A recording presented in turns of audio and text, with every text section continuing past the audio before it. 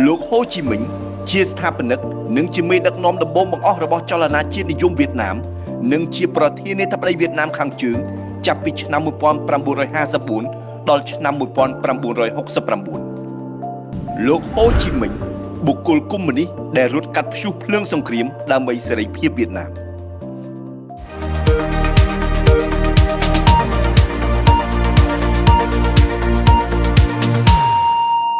លោកគឺជាអ្នកនយោបាយដ៏ល្បីនិងមានឥទ្ធិពលម្នាក់ប្រចាំសតវត្សទី20ក្រៅពីជាអ្នកនយោបាយលោកហូក៏ជាអ្នកនិពន្ធអ្នកសារព័ត៌មានអ្នកតែងកំណាព្យផងដែរលោកបានសរសេរសៀវភៅអត្ថបទនិងកំណាព្យជាច្រើនជាភាសាបារាំងចិននិងវៀតណាមលោកហូជីមិញជាបុគ្គលដ៏សំខាន់មួយរូបក្នុងការទាមទារឯករាជ្យពីបារាំងសម្រាប់ប្រទេសវៀតណាមលោកត្រូវបានបំផុសគំនិតដោយបដិវត្តរុស្ស៊ីនិងបានចូលរួមក្នុងជួរគណៈបកកុម្មុយនីសបន្ទាប់ពីបានធ្វើដំណើរទៅកាន់សហភាពសូវៀតនិងប្រទេសចិន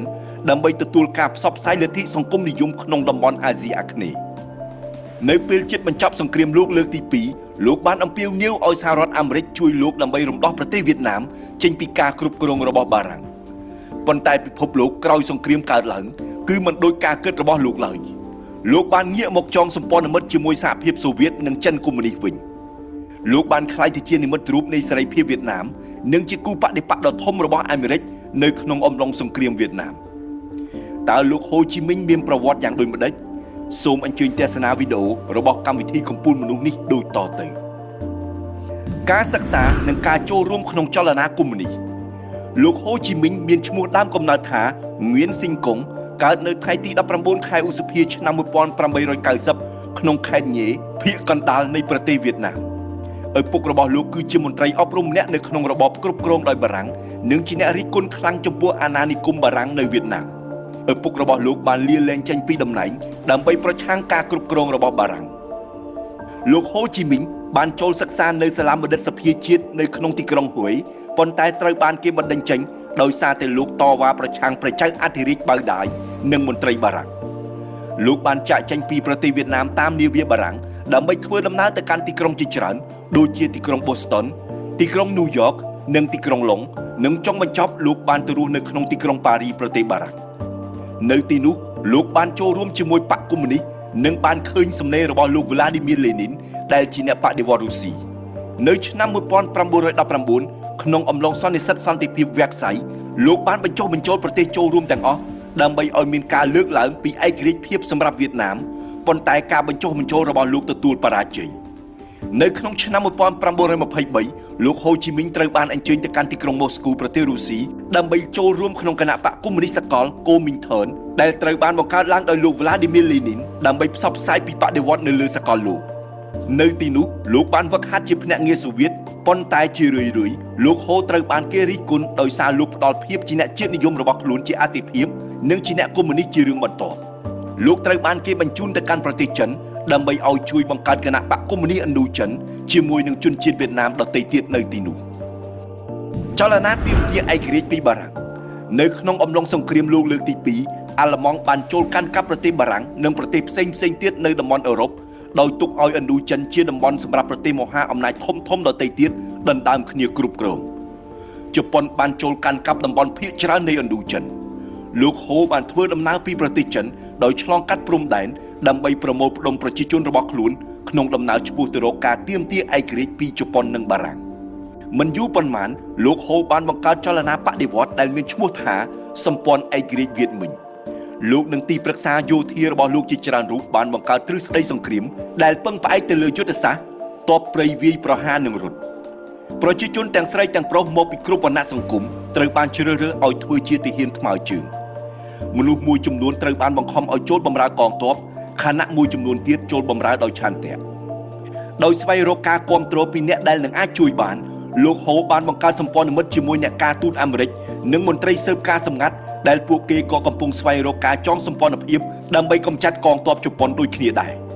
ពួកគេបានធ្វើការរួបរวมគ្នាដើម្បីដោះស្រាយបញ្ហាគ្រោះទុរភិក្សដែលបានសម្លាប់ប្រជាជនវៀតណាមរាប់លាននាក់ក្នុងឆ្នាំ1943និងឆ្នាំ1944ភ្នាក់ងារមកពីការិយាល័យយុទ្ធសាស្ត្រអាមេរិកដែលជាអ្នកនាំផ្លូវរបស់ក្រុមស៊ើបការសម្ងាត់ CIA បានផ្គត់ផ្គង់ដល់កងកម្លាំងដែលគ្មានបទពិសោធន៍របស់លោកហូជីមីញនិងមួយចំនួនទៀតបានវឹកហាត់ដើម្បីវាយឆ្មក់យកកន្លែងទុកស្បៀងរបស់កងទ័ពជប៉ុនដើម្បីយកមកចិញ្ចឹមប្រជាជនវៀតណាមដែលកំពុងខ្វះខាតអាហារនៅថ្ងៃទី8ខែសីហាឆ្នាំ1945គ្រាប់បែកប៉ារ៉ាម៉ាណូរបស់អាមេរិកដែលបានទម្លាក់លើទីក្រុងហ៊ីរ៉ូស៊ីម៉ានិងណាហ្គាសាគីបានបញ្ចប់ដំណើររបស់ជប៉ុនក្នុងការកាន់កាប់តំបន់អាស៊ីបូព៌ានៅពេលនោះលោកហូបានធ្វើការយ៉ាងលឿនមុនពេលបារាំងអាចប្រមូលផ្ដុំកម្លាំងរបស់ខ្លួននិងយកអាណានិគមរបស់ពួកគេមកវិញនៅថ្ងៃទី2ខែកញ្ញាឆ្នាំ1945លោកបានឈរនៅមុខហ្វូងមនុស្សនៅទីលានបាដេញក្នុងទីក្រុងហាណូយនិងបានថ្លែងថាមនុស្សទាំងអស់ត្រូវបានបង្កើតឲ្យមានភាពស្មើគ្នាពួកគេត្រូវបានផ្ដល់ឲ្យដោយអ្នកបង្កើតជាមួយនឹងសិទ្ធិដែលមិនអាចបដូរបានហើយក្នុងចំណោមនោះមានសិទ្ធិរស់រានមានជីវិតសេរីភាពនិងការស្វែងរកសុភមង្គលលោកហូបានធ្វើដំណើរទៅកាន់ទីក្រុងប៉ារីដើម្បីបញ្ចូលបារាំងឲ្យគ្រប់ការសន្យារបស់ខ្លួនក្នុងការផ្ដល់ស្វ័យភាពបន្ថែមទៅដល់ប្រទេសក្រោមអាណានិគមរបស់ខ្លួនដូចជាវៀតណាមជាដើមប៉ុន្តែរដ្ឋាភិបាលបារាំងមិនស្ដាប់លោកឡើយនៅឆ្នាំ1946បារាំងបានវិលត្រឡប់ទៅគ្រប់គ្រងវៀតណាមសារជាថ្មីហើយលោកហូបានវិលត្រឡប់មកមានតុប្រទេសវិញជាមួយនឹងការបដិញ្ញាចិត្តប្រយុទ្ធដើម្បីឯករាជ្យរបស់វៀតណាមនៅឆ្នាំ1950លោកម៉ៅសេទុងបានទទួលស្គាល់ជាផ្លូវការថាវៀតណាមជាប្រទេសឯករាជ្យមិនយូរប៉ុន្មានសហភាពសូវៀតប្រកាសទទួលស្គាល់ប្រទេសវៀតណាមដែរមេដឹកនាំអាមេរិកបានប្រមាថមើលតំបន់អាស៊ីអាគ្នេយ៍ថាជាតំបន់ជម្លោះនៃឥទ្ធិពលដោយស្ថិតក្រោមសម្ពាធនយោបាយដោយសារបាត់បង់ចិននិងបរាជ័យក្នុងការគ្រប់គ្រងការគំរាមកំហែងរបស់ពួកកុម្មុយនីសលោកប្រធានាធិបតីអាមេរិក Harry Truman បានអនុម័តជំនួយជាទឹកប្រាក់ចំនួន$23លានដល់ប្រទេសបារាំងដើម្បីឲ្យប្រទេសនេះបន្តការគ្រប់គ្រងលើប្រទេសវៀតណាមបែកបាក់ជាពីរបន្ទាប់ពីសង្គ្រាមអស់រយៈពេល8ឆ្នាំបារាំងបានចាញ់ក្នុងសមរភូមិឌៀនបៀនហ្វូនិងត្រូវបង្ខំចិត្តដកខ្លួនចេញពីវៀតណាមនៅឯកិច្ចចរចាសន្តិភាពទីក្រុងហ្សឺណែវវៀតណាមបានបែងចែកជាពីរគឺវៀតណាមកុម្មុយនីសខាងជើងនិងវៀតណាមសេរីខាងត្បូងលោកហូបានក្លាយជាប្រធានាធិបតីវៀតណាមខាងជើងនិងបានបដិញ្ញាចិត្តបង្រួបបង្រួមប្រទេសរបស់លោកឲ្យស្ថិតក្រោមការគ្រប់គ្រងបែបកុម្មុយនីសនិយមតែមួយនៅក្នុងឆ្នាំ1954លោកបានផ្ដួចផ្ដើមយុទ្ធនាការកំណែទម្រង់ដីធ្លីដោយយកលំនាំតាមកម្មវិធីកំណែទម្រង់ដីធ្លីរបស់ចិនផែនការរបស់លោកហូបានបរាជ័យក្នុងរយៈពេល2ឆ្នាំនិងគ្មានប្រជាប្រិយភាពទាល់តែសោះឡើយក្នុងចំណោមកសិករវៀតណាមនៅឆ្នាំ1960លោកហូបានបង្កើតរណសិរ្សរំដោះជាតិឬវៀតកុងដើម្បីទប់ទល់នឹងរដ្ឋាភិបាលមិនមែនកុម្មុយនីសដែលគាំទ្រដោយសហរដ្ឋអាមេរិកនៅវៀតណាមខាងត្បូងជំលោះរវាងកងកម្លាំងរបស់រណសិរ្សរំដោះជាតិនិងវៀតណាមខាងត្បូងបានធ្វើឲ្យប្រទេសនេះធ្លាក់ចូលក្នុងសង្គ្រាមហើយអាមេរិកបានចូលអន្តរាគមន៍ជួយវៀតណាមខាងត្បូងក្នុងអំឡុងការគ្រប់គ្រងរបស់រដ្ឋបាលលោក John F. Kennedy នៅចុងឆ្នាំ1963កងទ័ពអាមេរិកចំនួន400នាក់បានស្លាប់នៅក្នុងប្រទេសវៀតណាមហើយអាមេរិកបដិញ្ញានឹងចូលរួមក្នុងសង្គ្រាមនេះឲ្យកាន់តែខ្លាំងក្លាបន្ថែមទៀតនៅឆ្នាំ1965លោកប្រធានាធិបតីអាមេរិក Lyndon Johnson បានបង្កើនឥទ្ធិពលសង្គ្រាមនៅវៀតណាមនិងបានទម្លាក់គ្រាប់បែកនៅវៀតណាមខាងជើងនិងបានដាក់ពង្រាយកងទ័ពរបស់ខ្លួនបន្ថែមនៅវៀតណាមខាងត្បូងលោកហូបានក្លាយជាអ្នកមានមុខមាត់នៃចលនាបដិវត្តប្រជាជនវៀតណាមខ្សែផ្លូវលេខ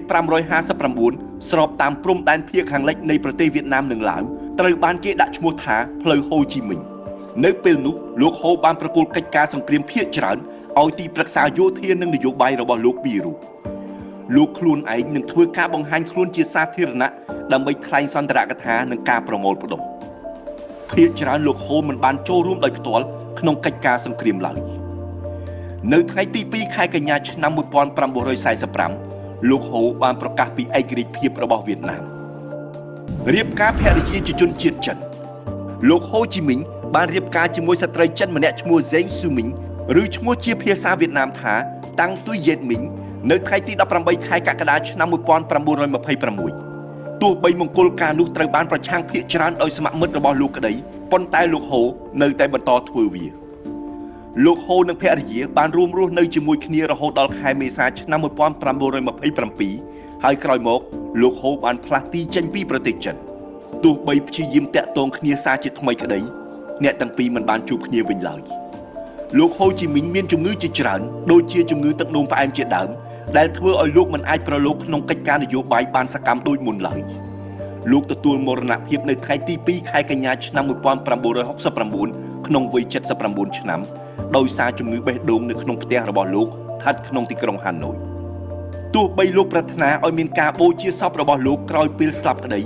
សាកសពរបស់លោកត្រូវបានមេដឹកនាំវៀតណាមចំនួនក្រោយៗរក្សាទុកនិងដាក់តាំងបង្ហាញនៅទីលានបាដិញក្នុងទីក្រុងហាណូយពិធីបុណ្យសពរបស់លោកមានមនុស្សប្រមាណ 25,000 នាក់និងភ្ញៀវផ្លូវការចំនួន 5,000 នាក់ចូលរួម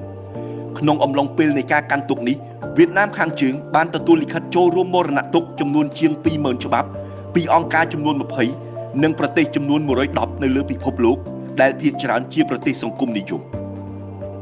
អ្នកនយោបាយសង្គមនិយមដ៏មានឥទ្ធិពល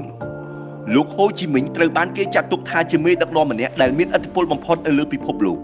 ទស្សនាវដ្តីថែមបានកត់ត្រាឈ្មោះលោកក្នុងបញ្ជីមនុស្សសំខាន់បំផុត100នាក់នៃសតវត្សទី20ក្នុងឆ្នាំ1998គំនិតនិងបដិវត្តន៍របស់លោកបានជំរុញឲ្យអ្នកដឹកនាំនិងប្រជាជនជាច្រើននៅលើពិភពលោកទូទាំងទ្វីបអាស៊ីអាហ្វ្រិកនិងអាមេរិកឡាទីនក្នុងអំឡុងពេលចលនាបដិវត្តន៍ដែលបានកើតឡើងបន្ទាប់ពីសង្គ្រាមលោកលើកទី